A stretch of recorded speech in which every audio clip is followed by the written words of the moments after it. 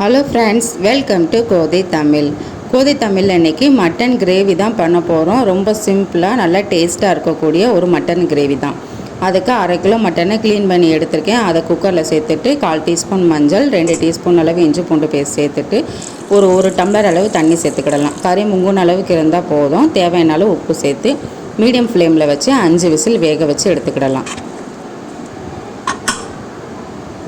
இப்போ ஒரு dry roast பண்ண போகிறோம். அதுக்கு 2.5 டீஸ்பூன் அளவு மல்லி, ஒரு பிரியாணி இலை, 5 வரமிளகாய், 1 டீஸ்பூன் சோம்பு, சீரகம், 1/2 டீஸ்பூன் மிளகு, பட்டை, கிராம்பு, ஏலக்காய் இதெல்லாம் சேர்த்து வறுத்து எடுத்துக்கிடுவோம். இப்போ நல்லா வறுத்துட்டோம். வேறு ஒரு பிளேட்டுக்கு மாற்றிட்டு ஆறவும் பவுட்ரு பண்ணி எடுத்துக்கிடலாம். இப்போ நம்ம மட்டன் வெந்துருச்சு. கிரேவி பண்ண ரெடி பண்ணிடலாம். அதுக்கு ஒரு பேனில் தேவையான அளவு கடலெண்ணெய் சேர்த்துக்கிடுவோம். எண்ணெய் சூடானதும் கருவேப்பிலை, பிரியாணி இலை, பச்சை மிளகாய் சேர்த்துக்கிடலாம். 100 கிராம் அளவு சின்ன வெங்காயம், ஒரு பல்லாரியை கட் பண்ணி வச்சுருக்கேன். அதையும் உள்ளே சேர்த்து நல்லா வதக்கி விட்டுருவோம்.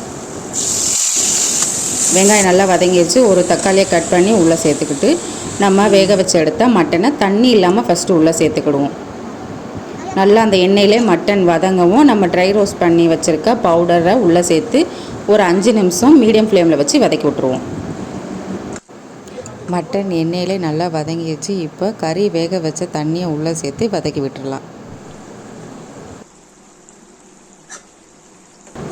அவ்வளோதான், ஒரு டேஸ்டான அருமையான மட்டன் கிரேவி ரெடி. இந்த வீடியோ பிடிச்சிருந்தா மறக்காமல் கோதை தமிழ் சேனலை சப்ஸ்கிரைப் பண்ணிக்கோங்க.